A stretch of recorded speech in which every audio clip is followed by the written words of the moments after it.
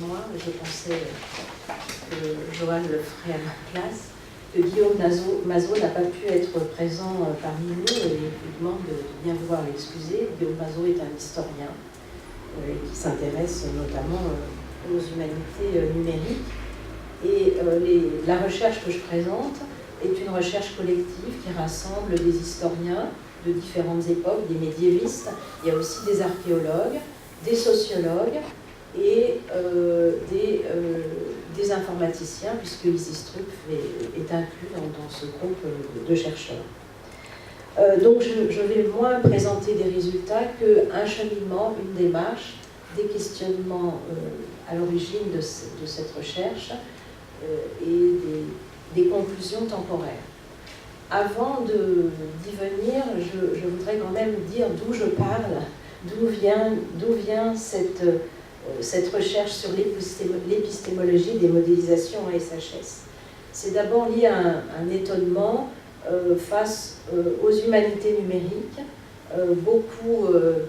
qui donne lieu à beaucoup de colloques, beaucoup d'ouvrages, un certain nombre de recherches, notamment chez les historiens, mais plutôt du côté des archivistes. Comme Alain rappelait tout à l'heure, la question de l'archive se pose avec beaucoup d'acuité, avec les possibilités du numérique. Donc l'origine de cette recherche s'inscrit dans le sillage de mes analyses sur le virtuel et de sa déconstruction à travers différentes pratiques, les pratiques artistes notamment, mais aussi d'autres pratiques. Et cette déconstruction, elle m'a conduit à dire que le virtuel était une notion valise parce qu'il agrégeait différentes significations appartenant à des domaines divers, la cybernétique, le domaine des concepts, mais aussi l'imaginaire. Alain en a parlé tout à l'heure, un imaginaire à deux faces, libertaire et liberticide. Et donc, ce virtuel, notion valise pour moi, cette recherche sur l'épistémologie des modélisations s'inscrit dans le sillage de cette déconstruction et en même temps, cette notion valise, je la mets à l'épreuve à travers une épistémologie du virtuel parce que le virtuel est une notion philosophiquement très chargée et donc je cherche aussi à travers comment le virtuel s'est construit, sur quel socle théorique, physique mais aussi philosophique. Donc le virtuel dont je parle, c'est évidemment pas le virtuel dont parlent certains philosophes, mais c'est le virtuel qui renvoie à la cybernétique, que je différencie le virtuel du numérique, contrairement à d'autres auteurs.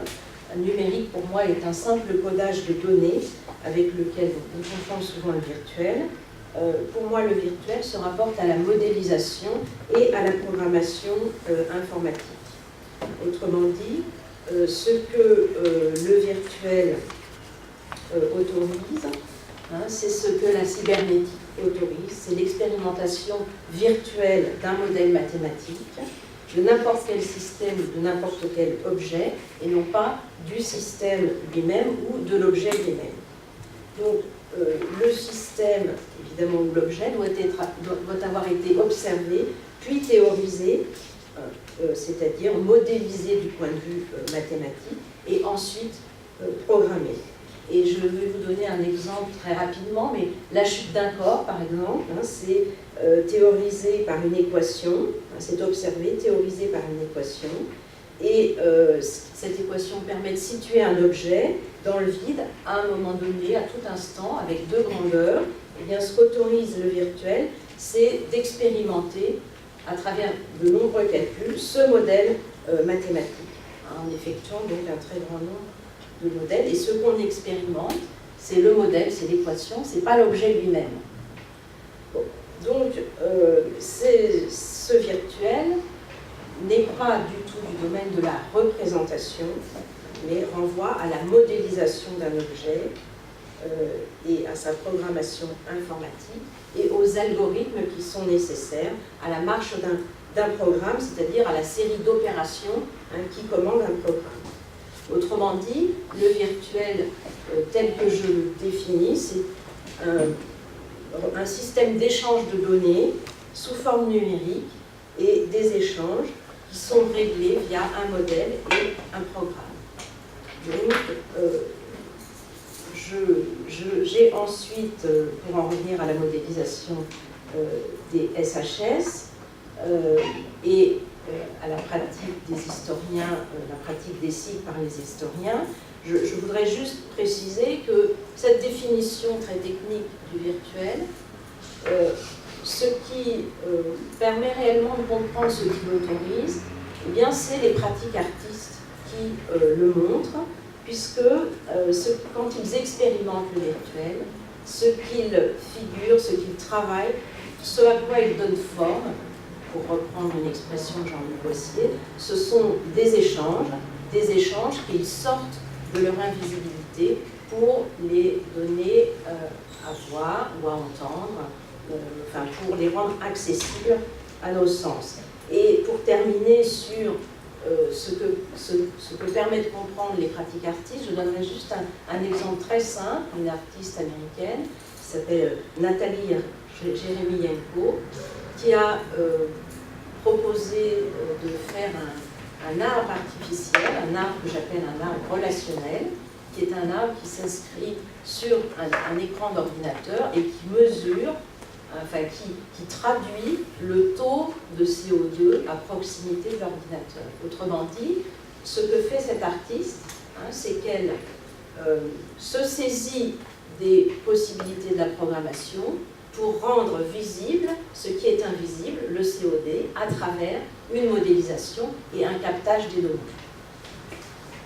Donc, ce que les artistes théorisent, ce sont donc des liens, et c'est le caractère pour moi singulier, remarquable du virtuel. C'est ce qui permet donc de faire lien.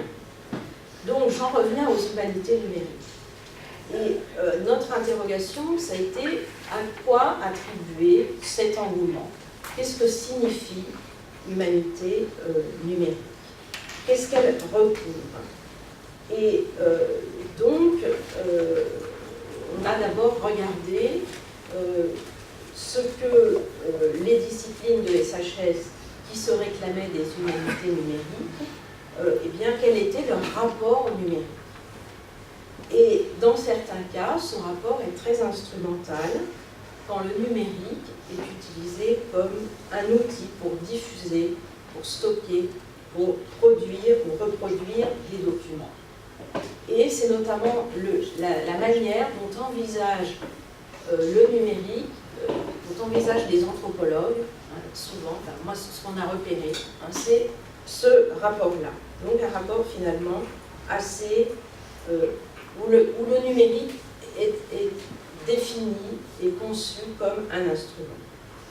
Mais il y a d'autres disciplines qui revendiquent un rapport beaucoup plus serré quand le numérique entre dans les pratiques de recherche, et c'est notamment le cas des SIG, c'est-à-dire des systèmes d'information géographique.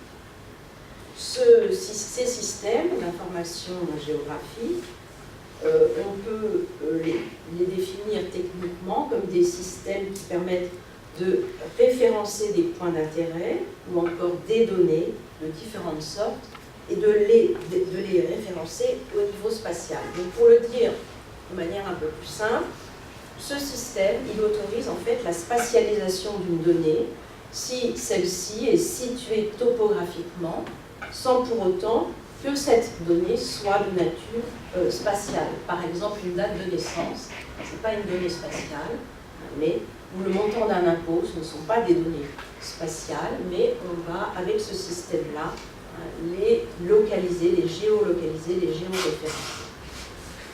Autrement dit, ce système eh bien, permet de transformer une donnée, de la traiter, et pour que le système la reconnaisse, eh bien, il faut que cet objet, il faut le traiter, la lier, cette donnée, il faut la lier à un objet géométrique, puis géographique. Donc les SIG supposent, par conséquent, le SIG, c'est-à-dire Système d'information géographique, suppose un travail de modélisation qui va mettre en lien des données de nature différente qui vont être géoréférencées dans l'espace, et l'espace va être le point commun de toutes ces données de nature très différente. Donc nous avons choisi assez rapidement de mettre le focus non pas sur les sciences humaines et sociales, mais sur les SIG et la manière dont les historiens utilisaient les SIG dans leurs recherches pour savoir si ces modélisations obligeaient les historiens à questionner leurs méthodes, leurs concepts, des notions ou des faits qui étaient jusque-là considérés comme acquis. Ce choix, évidemment, n'est pas lié au hasard, ou presque au hasard, c'est des hasards de rencontres, de lecture, et bon, on a commencé à travailler sur deux utilisations qui sont différentes. L'une, la carte interactive de la déportation des enfants juifs de Paris, et l'autre sur un projet qui s'appelle Alpage, qui a rassemblé plusieurs laboratoires universitaires, mais aussi CNRS, sur donc, le géoréférencement. Ça a commencé comme ça.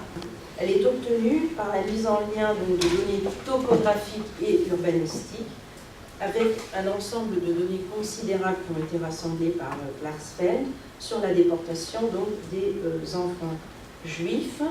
Et donc ce système d'information géographique prend en considération un certain nombre de données, la chronologie, les changements d'échelle, le passage de l'individuel au collectif, et puis une pluralité de données socio-historiques, les états civils complets et les adresses au moment de leur arrestation, donc de la quasi-totalité des enfants juifs de Paris qui ont été déportés.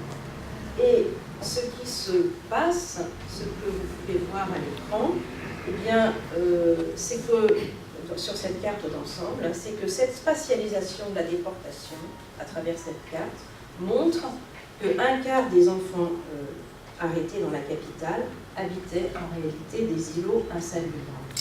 Donc cette carte, hein, je vais défiler assez vite, mais elle permet, c'est une carte, vous voyez, entre guillemets, puisqu'elle permet d'avoir des informations, hein, en cliquant, les grosseurs de points sont différentes selon le nombre d'enfants déportés, et puis, si vous cliquez, vous avez les informations, l'adresse, là vous voyez à droite le nom des enfants, leur âge, bon. Donc, une carte, on peut dire entre guillemets une carte relationnelle, rend visible une réalité, un fait historique, et modifie peut-être le regard de certains, et contribue, hein, sans aucun doute, à la connaissance historique. Donc nous sommes un peu partis de là pour voir comment les SIG contribuent, renouvellent et comment la connaissance. L'autre exemple que je développerai peut-être un peu plus longuement, je pense que je n'ai pas dépassé mon temps, c'est donc le projet Alpage, réalisé par des historiens médiévistes, essentiellement sur le Paris ancien, avant les grands travaux d'Haussmann. Et c'est ce projet-là qui a aiguisé notre curiosité pour les SIG et les questions qu'elles posent à l'historien. On a évidemment fait assez vite un état des lieux de l'utilisation des SIG. On s'est rendu compte que beaucoup de SIG étaient utilisés depuis le développement de la micro-informatique, mais essentiellement par les collectivités territoriales pour gérer, pour faire de la gestion du territoire, naturellement, entre guillemets, exploités par les géographes, par les archéologues également, et assez peu par les historiens, sauf à partir progressivement des années 2000. Ça montre ça que la pratique donc, des SIG eh bien, suppose ces décalages entre les collectivités qui les utilisent beaucoup et les historiens relativement peu. Ça montre, et ça je le dois à Laurent Costin, un archéologue qui a travaillé sur les systèmes d'information géographique utilisés par les archéologues, il pointe ça, et c'est le sujet de sa thèse. Laurent Costa a participé aussi à Alpage, montre que les organisations sont tout aussi importantes, voire plus, que la fonctionnalité, voire l'intérêt scientifique, proprement dit, des SIG. Et c'est ça qui permet de comprendre les différents, la relative pénurie de ces usages, entre guillemets, de ces usages, par exemple, par les historiens.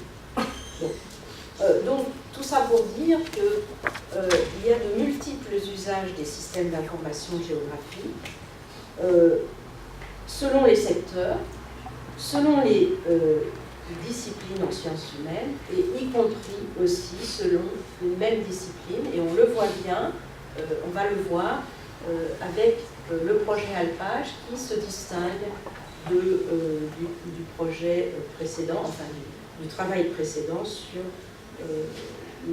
la déportation des enfants juifs de Paris. Pourquoi nous avons choisi Alpage parmi d'autres pratiques des SIG par les historiens?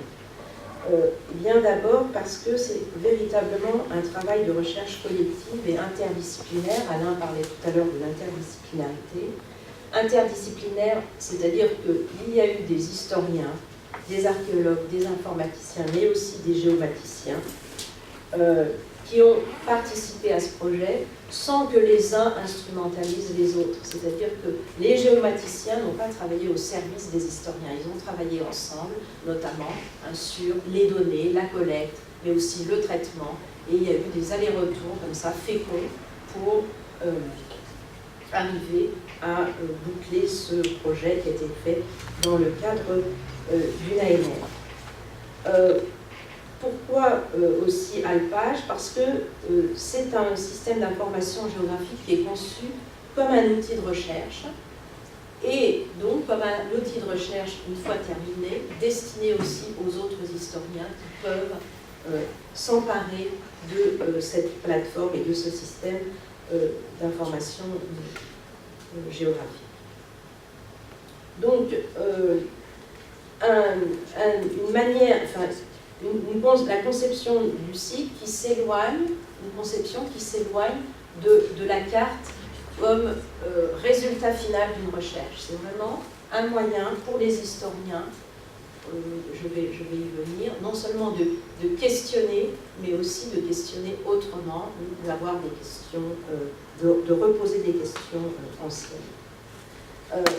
Donc, pour ce projet-là, qui est évidemment accessible sur Internet, à chaque fois je ne l'ai pas précisé, mais le précédent est accessible, celui-ci aussi.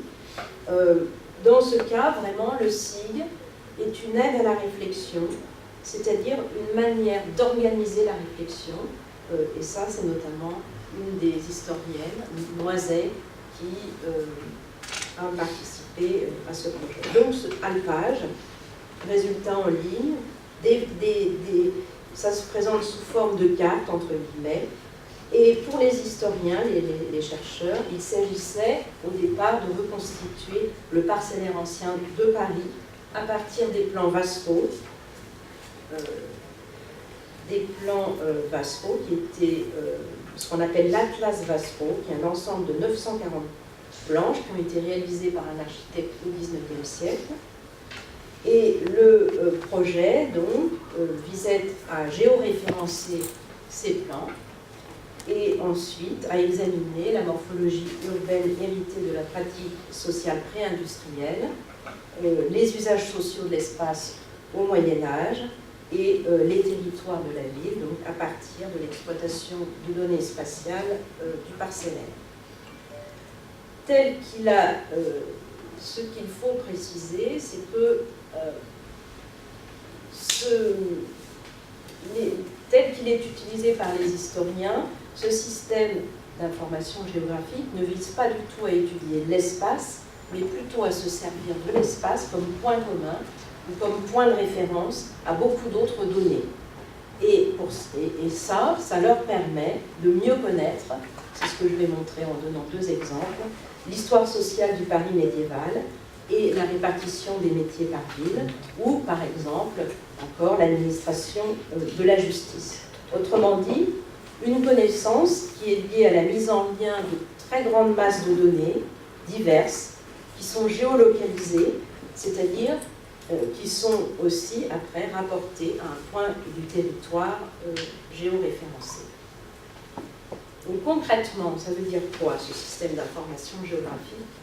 C'est un système qui calcule, et qui calcule en particulier des surfaces, qui calcule des périmètres.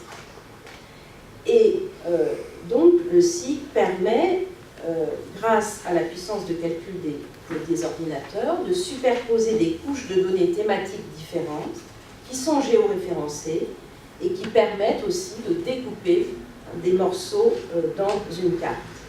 Et je vais vous montrer ça à partir, donc voilà, tel qu'il se présente sur le site.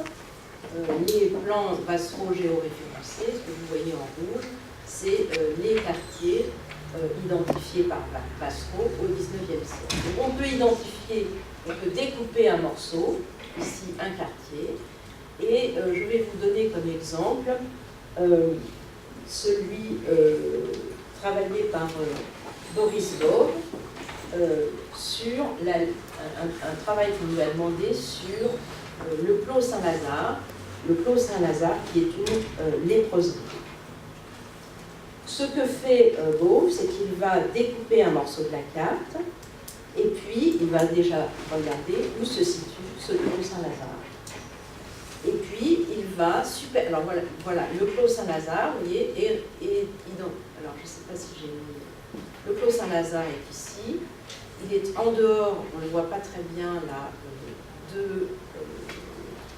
de l'enceinte de Philippe Auguste, qui est le trait qui est juste ici.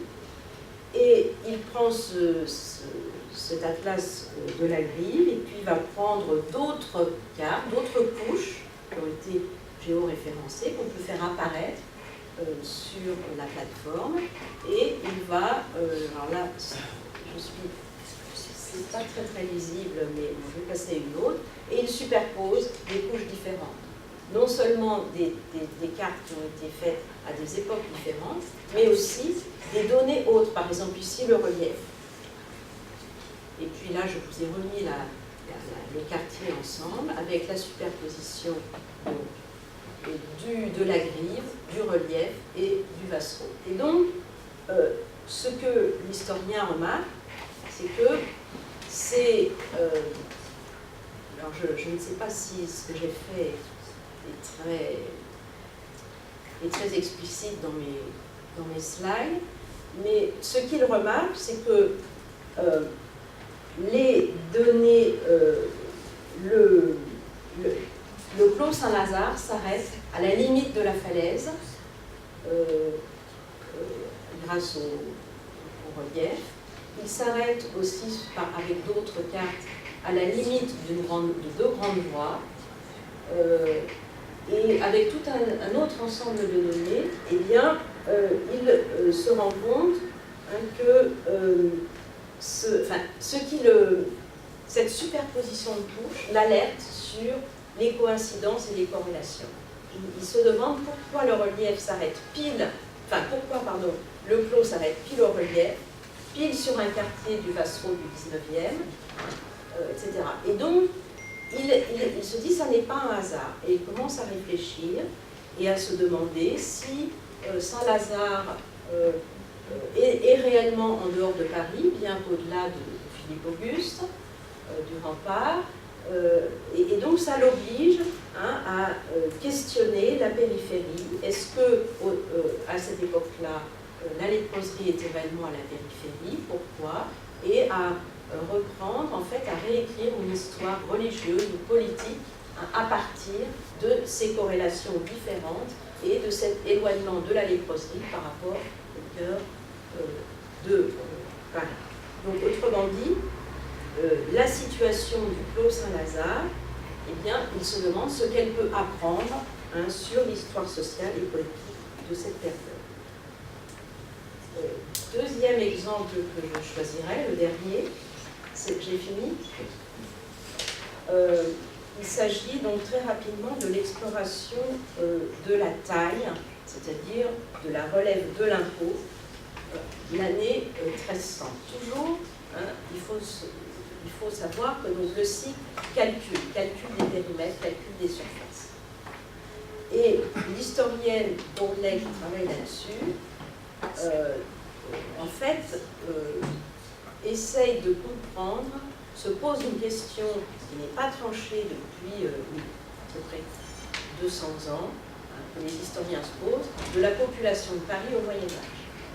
Les chiffres divergent, et elle a l'idée, plutôt que de compter le nombre d'habitants, de partir des surfaces, de calculer des surfaces, et de calculer les surfaces de contribuables, sachant que les contribuables représentent 30% de la population de Paris. Et progressivement, elle propose un chiffre, d'abord une surface, 184 hectares, c'est ce que représentent les parties habitées de Paris. Et puis, au fur et à mesure, elle affine, elle repousse, et par approximation successive, elle établit que la densité de Paris, et notamment à la Cité, est énorme. C'est de l'ordre de... alors, je ne veux pas... c'est de l'ordre de 600 à 800 habitants par hectare, ce qui est énorme. Et donc, finalement, à travers ce système-là, tranche une question débattue depuis très longtemps par les historiens, à travers donc, ce système d'information géographique et de mise en lien d'un nombre considérable de données. Donc, juste pour terminer, là j'ai le temps de conclure. Ce que, comme conclusion provisoire, à partir de ces exemples, ce qu'on peut dire, c'est que l'univers du calcul, de la mise en lien de la mise en relation d'une grande masse de données, conduit donc à des analyses qualitatives, c'est-à-dire à apprécier ou à écrire autrement l'histoire sociale, l'histoire politique ou l'histoire religieuse, à condition, évidemment, de disposer du savoir historique nécessaire, pour remarquer des corrélations, des coïncidences, les interpréter ou mobiliser d'autres sources historiques. Cette mise en relation donc, de données spatialisées ou géolocalisées, elle s'exprime visuellement sous la forme de cartes, entre guillemets, interactives, et cette visualisation, incontestablement, apparaît comme un moyen de renouveler la connaissance en obligeant l'historien à se poser des questions autrement et à y répondre par un cheminement qui ne lui est pas toujours très familier. Ça, c'est l'un des premiers constats qu'on peut faire. Une visualisation qui est assez fascinante, parce qu'elle apparaît en temps réel sur les écrans, ce que je n'ai pas pu vous montrer là, mais c'est très compliqué parce que souvent les connexions ne fonctionnent pas. Et elle est fascinante, mais elle suppose un travail très très long de traitement de la donnée pour que le système d'information géographique les reconnaisse, mais aussi pour les lier entre elles aux autres données. Donc ces opérations, elles supposent au préalable de collecter des sources, c'est le travail classique de l'historien, et ensuite de les relier, ces sources, à des objets historiques, géographiques, et ça c'est une phase beaucoup moins familière à l'historien. En d'autres termes, donc, ce que je veux dire, c'est que ces cartes interactives, elles sont conditionnées par toute une série d'opérations. Et donc pour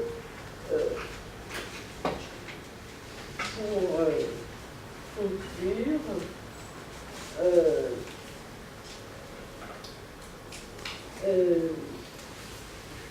je reprendrai une réflexion d'un des historiens qui a travaillé sur ce projet et qui, une fois qu'il a terminé, n'était pas très enclin à poursuivre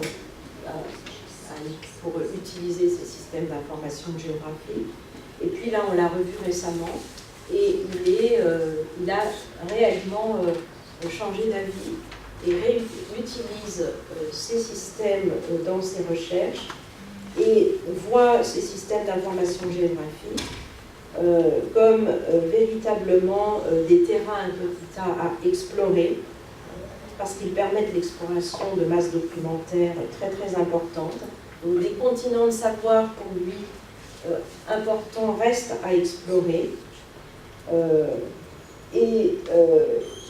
Donc ce qui nous semble, nous, c'est que ces systèmes d'information géographique ne sont pas des cartes, parce qu'ils ne synthétisent pas des résultats.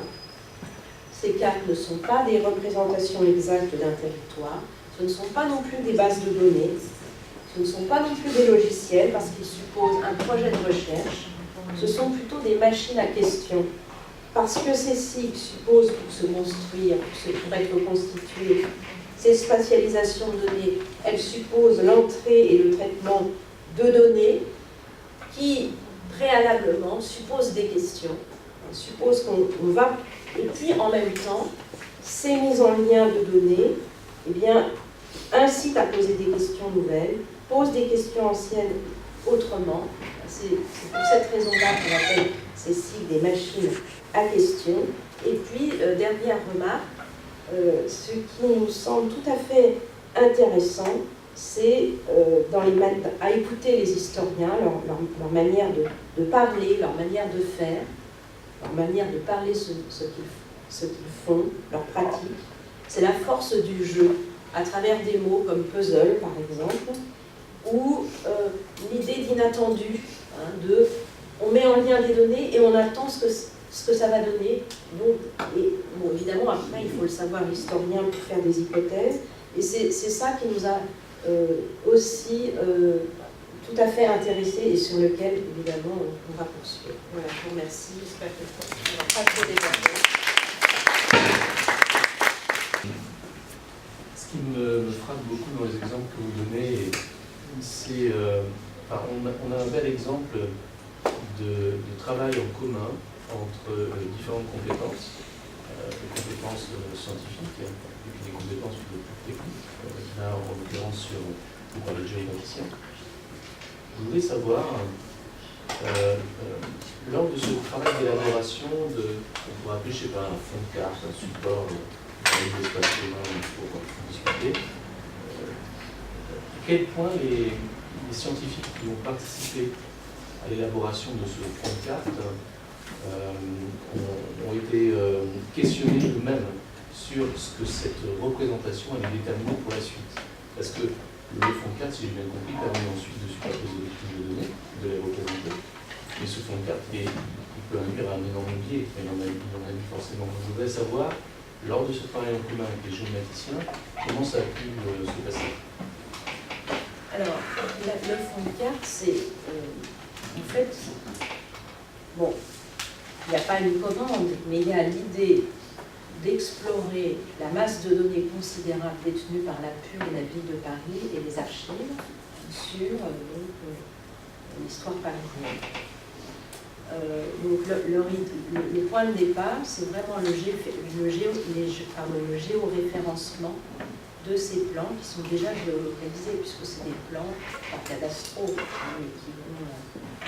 donc ils ont pris ces plans-là et ils ont travaillé avec les géomaticiens pour les géoréférencer, c'est-à-dire avec leur donner dans un système donné une référence commune qui permet ensuite les superpositions de couches.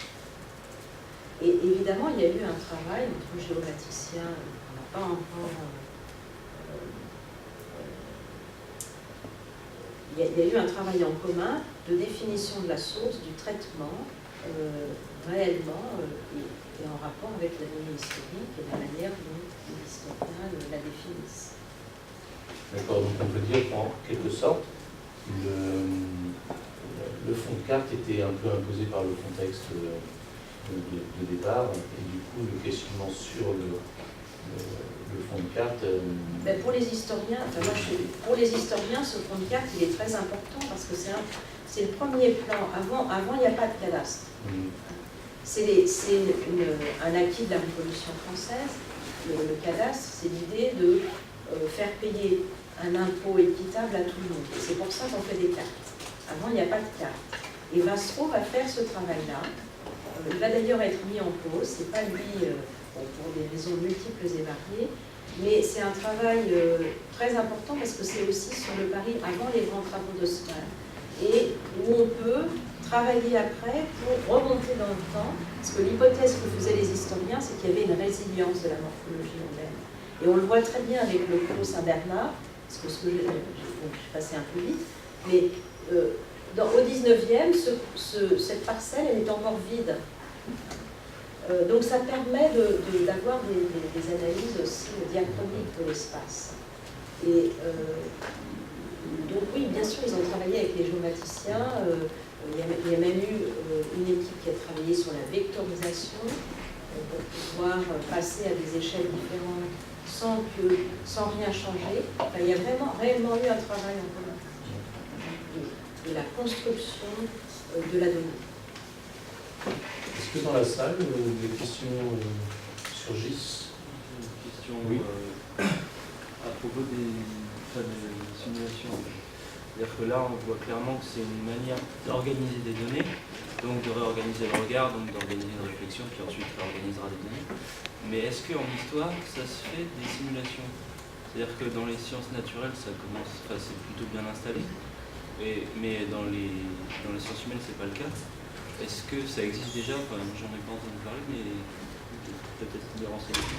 Je ne pense pas mais je pense que d'autres sont plus calés que moi pour répondre à cette question-là.